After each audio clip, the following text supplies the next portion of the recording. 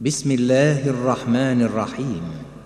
إنا أعطيناك الكوثر فصل لربك وانحر إن شانئك هو الأبتر. عباد الله، في يوم العيد يظهر المسلمون شعائر الإسلام،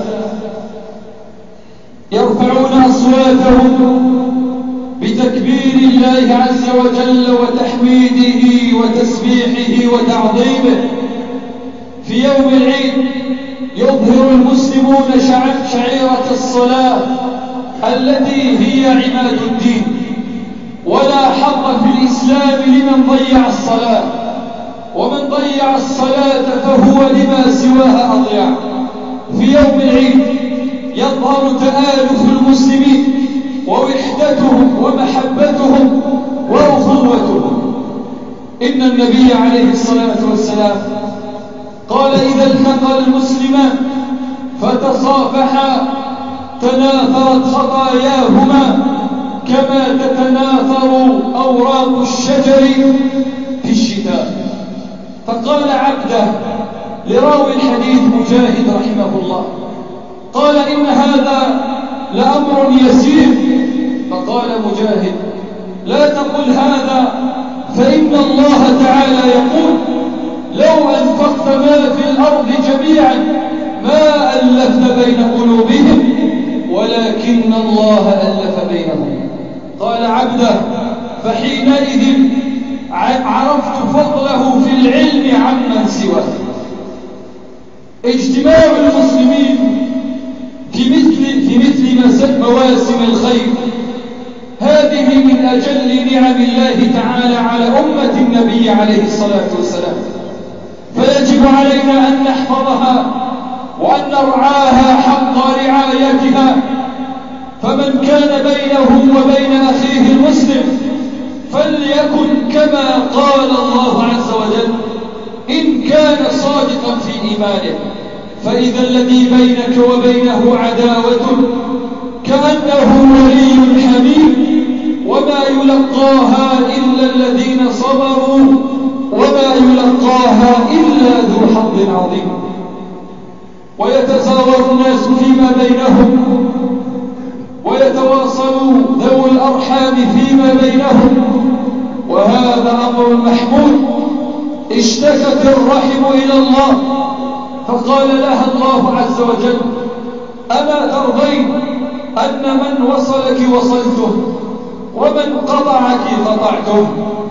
الرحم مأخوذة من اسم الله عز وجل الرحمن، فمن قطع رحمه قطعه الله عز وجل، ومن وصل رحمه وصله الله سبحانه وتعالى. وأوصيكم عباد الله أن تحافظوا على شعائر الإسلام كلها، وأن تعتزوا بدينكم وبسنة رسولكم صلى الله عليه وسلم، وألا تعصوا الله عز وجل إذ قد فارقتم المعاصي في شهر رمضان.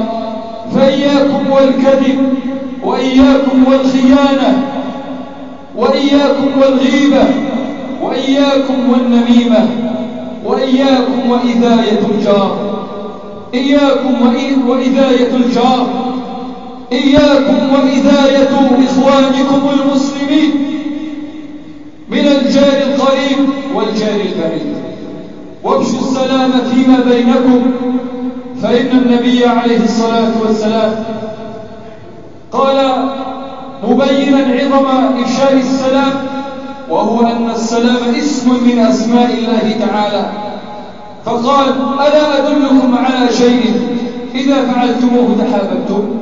بل قال قبل ذلك: والله لن تدخلوا الجنة حتى تؤمنوا، ولن تؤمنوا حتى تحابوا، أفلا أدلكم على شيء إذا فعلتموه تحاببتم؟ أفشوا السلام بينكم. كان نبينا عليه الصلاة والسلام يلقي السلام على الصبيان الصغار. واستوصوا بآبائكم وأمهاتكم خيرا والله لن يفلح رجل عق والديه. والله إن باب الجنة لمسدود مغلق أمامه في الذي أغضب والديه. إن رضا الله في رضا الوالد وسخط الله في سخط الوالد. الوالد أوسط أبواب الجنة. وعجبا لأناس يضربون آبائهم وأمهاتهم أو يسبون آبائهم وأمهاتهم أو يقطعون زيارة آبائهم وأمهاتهم. والله إنهم لمن الهالكين في الدنيا وفي الآخرة، ولن يسعدوا في حياتهم ولا طرفة عين إلا أن يشاء الله عز وجل هدايتهم وتوفيقهم لإصلاح خطئهم، بل لترك هذه الكبيرة من المعاصي والذنوب عياذا بالله. وإني أوصيكم عباد الله أن تستوصوا بالنساء خيرا. إن النبي عليه الصلاة والسلام أوصى بالنساء وهو على فراش الموت، وهو يقول استوصوا بالنساء خيرا فإنهن عوان عندكم، وكان يقول رفقا بالقوارير. فاتقوا الله عباد الله وأصلحوا ذات بينكم وأصلحوا ما بينكم وبين ربكم سبحانه وتعالى. وأوصي النساء أيضا أن يحفظن حقوق أزواجهن وأن يسعين في إرضاء أزواجهن وأن يجتهدن في تربية أولادهن تربية إسلامية رشيدة، متأسين بذلك بما كان عليه أصحاب رسول الله صلى الله عليه وسلم ومن تبعهم بإحسان إلى يوم الدين.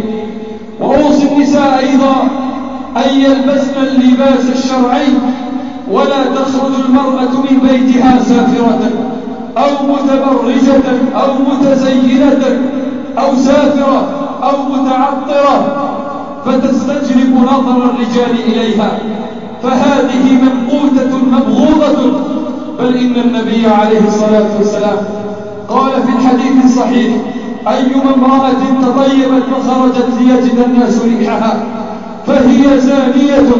ولا يجوز للمرأة أن تصافح رجلا أجنبيا فضلا عن أن تقبله، كما لا يجوز للمرأة أن تجلس في مجلس فيه أجانب، بل يجب عليها أن تلتزم وتتحلى بالحشمة والحياء، وأن يكون مجلسها في وسط النساء. فإن كان لابد لها من الخروج فلا تخرج إلا لحاجة متأدبة بالآداب الشرعية لابسة جلبابها وحجابها، فذلك أزكى لها وأطهر. وأوصي النسوة أيضا أن يتقين الله عز وجل في الحفاظ على الصلاة، وأن لا يسرفن في الطعام، إن المبذرين كانوا إخوان الشياطين.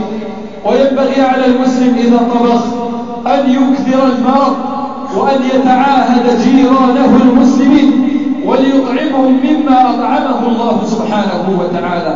إلى غير ذلك عباد الله، إلى غير ذلك مما جاء في شريعتنا ومما جاء في دين الإسلام، فحافظوا عليه والتزموه ولازموه وأظهروه وادعوا الناس إليه، وكونوا آمرين بالمعروف ناهين عن المنكر، ساعين في فعل الخيرات، تاركين مجتنبين للمنكرات والمعاصي والآثام. فهنيئا لكم عباد الله